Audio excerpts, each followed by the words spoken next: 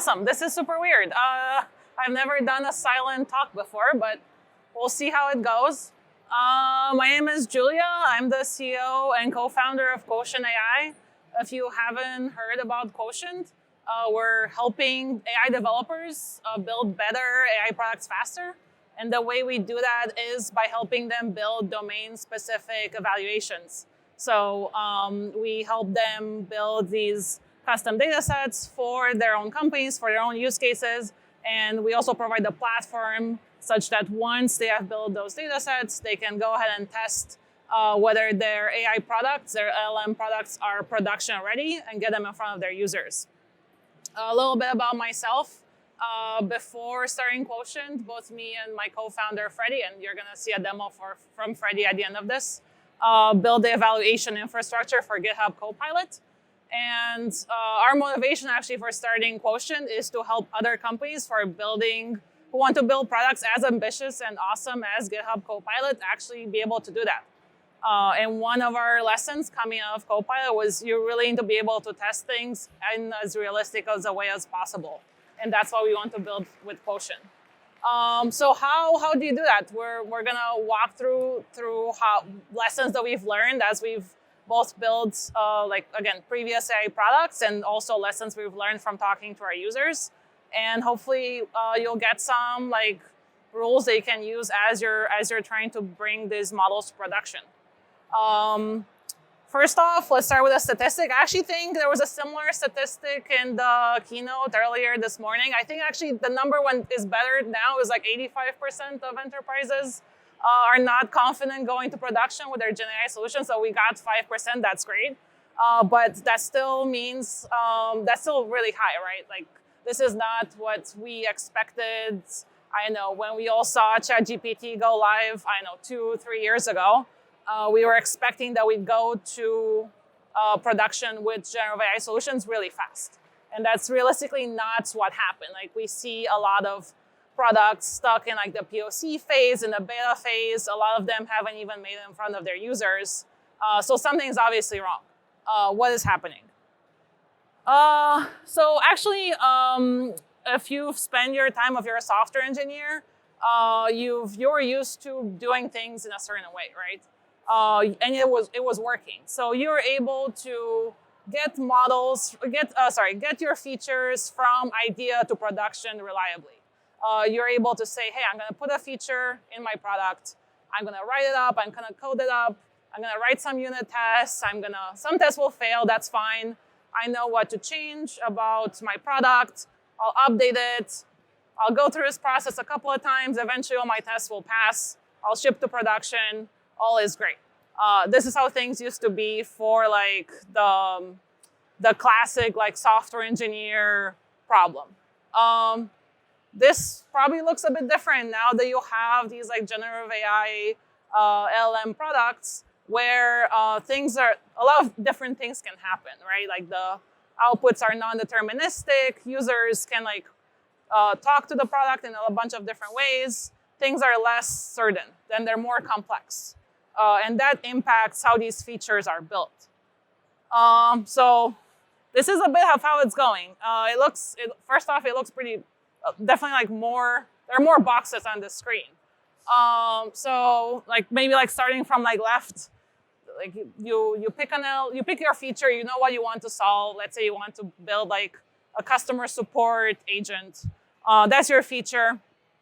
So you pick an LM, you pick DBRX, you write your prompt for your model, then you start manually testing. Maybe you see some weird behavior, then you update your prompt or your model. You don't know which one, you're gonna figure it out, maybe. Then you're done with manual testing at some point. If you think, you're screw it, I'll just ship things to production. At some point you start questioning things a lot because you're but maybe my manual testing was not objective. Maybe did I test things comprehensively? I don't know what's gonna happen in production. My users are gonna ask this customer support agent a bunch of questions, how do I know I tested them enough? How do I know my tests were objective? How do I know they were comprehensive? Maybe then you start writing some evals, integration tests. Then some fail, then you go back to the beginning. It's all a mess, right? And that's basically what's happening with AI developers today. And this is why we see that like 85% failure to get these products into production. Because this doesn't work, right? Like you don't know why things are failing, and you don't know even like what you need to change in order to ship things to production. So how do you actually build tests and evaluations that can actually get you from, I have a feature and I want to ship that feature reliably, and such that that number is not like 90% of products don't make it into production, but it's something closer to traditional software development where, I know, most features make it into production, or probably a majority of them at least. So I'm going to share with you 5 rules we've learned, first off, from working on, again, AI products like GitHub Copilot, and also working with our users to make sure their products are going into production.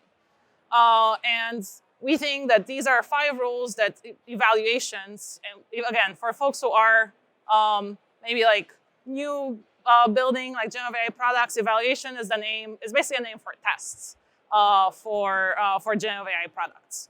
So what do your evaluations, which again, it's our belief that they're the blockers to bringing these generative AI products to production reliably. What do evaluations need to do in order to lead to consistent product ships?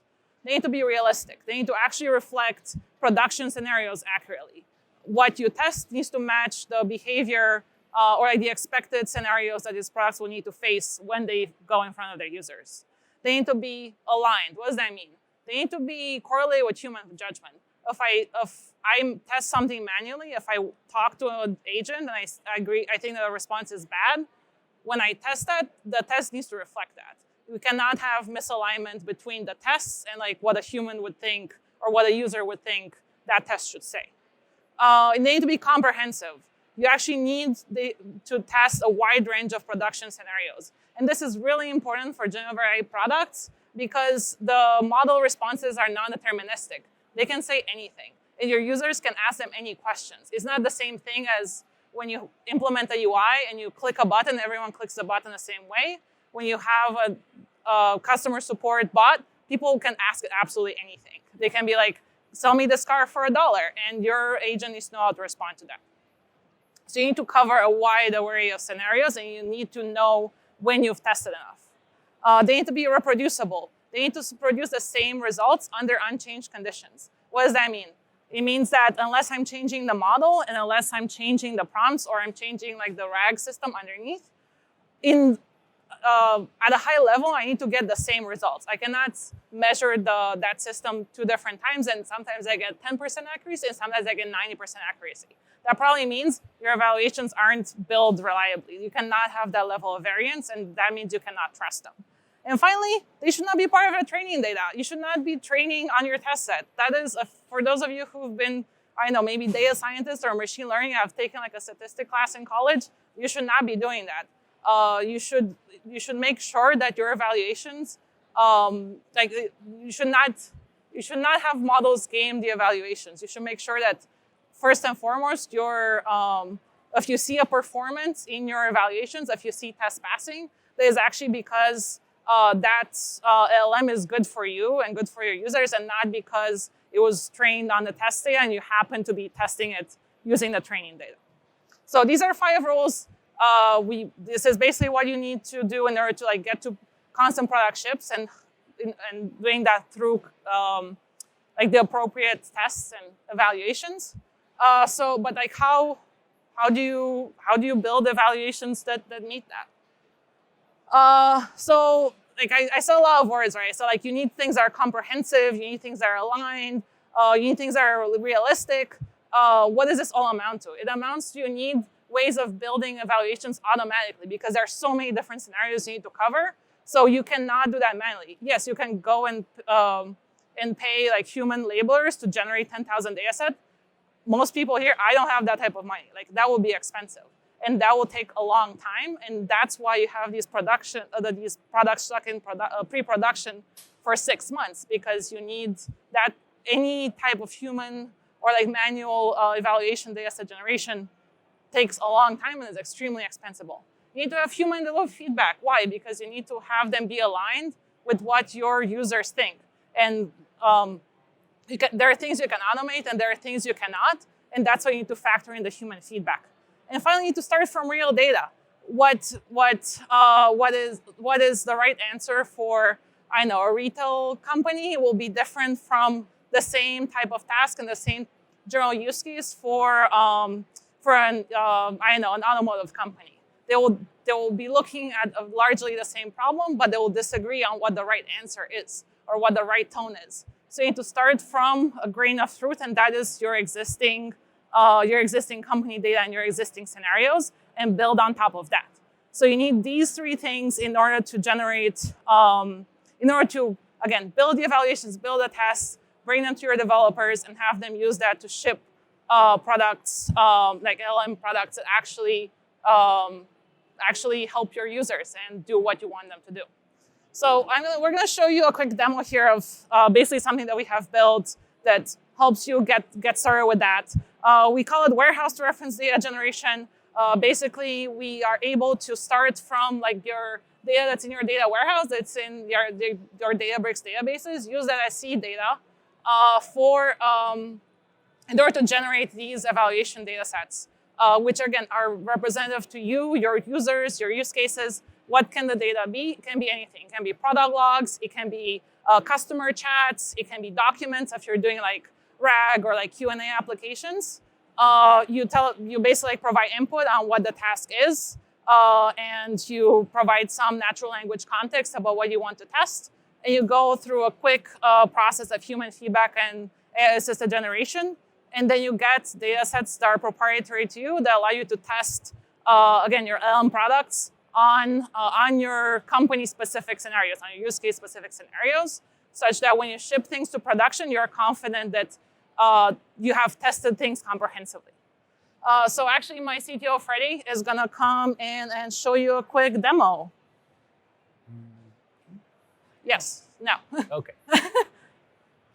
And can you mute my microphone? You want this? Hey, Julie? Oh. You can let me know if you can hear me. Cool. Can people hear me? All right, cool, awesome. All right, let me just quickly switch this because my mouse is gone. Sorry, 1 second. Okay.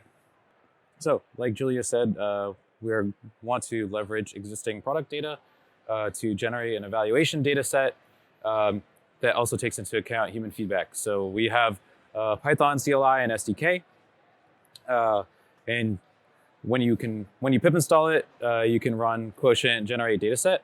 And what's going to happen is we're going to ask you to provide some information about your use case in natural language. We will ask you if you have some data to serve as like seed data. If not, we can generate something synthetically for you.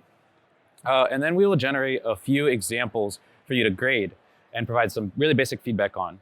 And when we take that, we will take that feedback and we'll use it as input to do another round of generation that starts to hopefully align better with what you're expecting. Generally, we recommend people grade about 10 examples, and that's enough for us to start generating something that's more closely aligned with what you're looking for. But the more grading you do, the better the dataset generation process gets. So in this case, we can generate 2 different kinds of data sets. One is a grounded question answering data set to evaluate a model's ability to answer questions. And one is a summarization data set. So how good a model is at summarizing, whether it summarizing documents or articles or other types of text. So in this case, we will look at a grounded question answering data set. And what I want to really do is I want to figure out whether a model is good at answering questions about my products and my catalog. We'll ask if you have a seed file. This could also be like a data connection to like a table in your warehouse. But in this case, I do. And I'll just provide the path to that here. Okay. We'll just ask like like what field actually has information that's going to be useful for the process. And then we'll take the example from the seed file and we'll start the generation process. So here you can see in the, like what we're printing out is just an example item of like an actual product that exists on the internet. It's like a smart charger for Apple Watch. And we will take that with some context and also start generating questions and answers. And I think the captions are covering this, but what I'm quickly looking at here is what the question is, which is what types of safety protections are built into the portable charger for Apple Watch to ensure safe charging? And just at a first glance, like I'm looking at the answer to this and it's quite long. So for me, like I'm just gonna kind of skip past this and say like, I don't think this is very good. And the reason why is that the answer is far too long and should be more concise. Okay, cool. So then, like I said, we'll show you 3. So look at the second example, and I actually like this one. This is a pretty clear answer to me for the question, which is, how does the battery capacity of the portable charger translate to the number of full charges it can provide? The answer is pretty concise. It says it has a battery capacity of 1,200 milliamp hours and 1 to 1.5 full charges for an Apple Watch Series 9. So I'll say like, this is good. The answer is concise and clearly answers the question, or I don't know. Yeah, clearly answers the question. How about that? Okay. And then the third example, to me, I actually don't think that the answer is really easy to read. So I'll say this is not a good one. And what I'm really looking for here is like that I can quickly grok the answer and that it's something that's comprehensible to me. So I'll say that this should be, I don't know, fewer than 10 words in the answer. Okay. So you can then generate more examples. You can look at what you graded already, or you can stop grading and generate a full data set. In this case, I want to generate some more examples to see like if my feedback's actually being used. So in this next round of generation, hopefully we'll start to see answers that are shorter, easier to read, and maybe we'll get one back that's fewer than 10 words. So again, you can't really see it with the captions here. So I think this one is much shorter. The question is, what specific indicator light color shows, for the Apple Watch when it's charged between 30 and 60%? And the answer says at the end of it is blue, and it kind of gives some text at the beginning of that. But I think this is pretty good.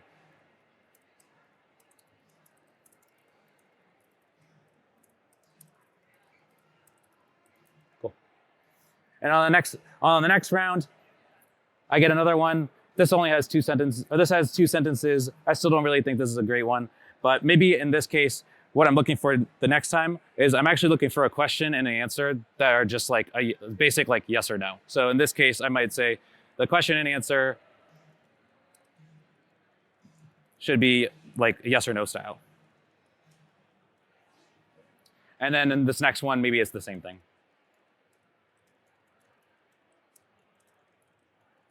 Okay. So like I said, we can continue this grading process as much as we want.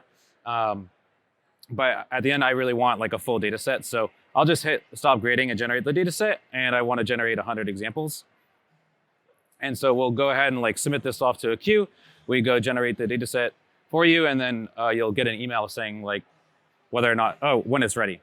And because this is titled, as like a cooking show, like all good cooking shows, we have a pre-baked data set ready to go using some of these existing product descriptions. So at the very top, you can see like the mention of the portable charger as a really basic question generated for it, which is what is the price of a portable charger? And then we can start to see more questions generated for other kinds of products here about like, I don't know, the Meta Quest 2 headset, asking about what the names of the products are, how many reviews they get, the average rating, or what is the function of the specialized blend of 4 bacteriophage compounds in the product, like something a little bit more complex. So that's the demo for Quotient. This is our dataset generator. And yeah, thanks for listening. I'll hand it, go back to Julia. Is my mic on? Okay, sorry. Oh, I can hear myself. Okay, I hate that. All right, cool. Yeah, so basically our goal with this is like we're building integrations into like the Databricks catalog and so on to make sure we can connect to wherever your data is. And again, our goal with this is to like really lower the barrier to building these products and making sure that you know what works for you and your users, and you're able to iterate and build products that delight your users, that help your customers, that help your internal teams move faster. And that's our goal with Quotient. So thank you very much for tuning in. And I have, 10 seconds left. So right on time. Thanks for coming. Yeah.